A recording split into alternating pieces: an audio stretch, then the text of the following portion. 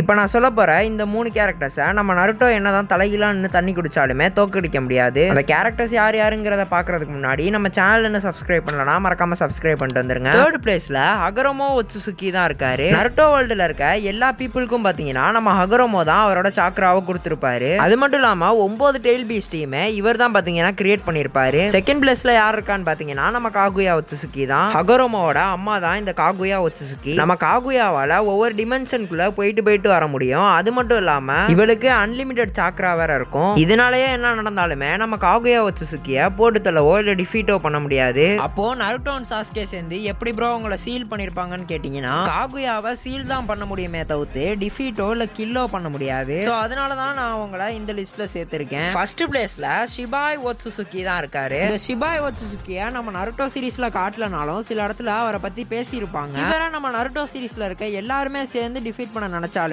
டிஃபீட்டே பண்ண முடியாது. இவர் ஜஸ்ட் எந்த ஜுட்சுமே யூஸ் பண்ணாமையே வெறும் வெதர் கண்டிஷன் நேச்சரை வச்சே எல்லாத்தையுமே போட்டு தள்ளிடுவாரு. இதை பத்தி நீங்க என்ன நினைக்கிறீங்கிறத மறக்காம கீழே கமெண்ட் பண்ணிட்டு போயிருங்க.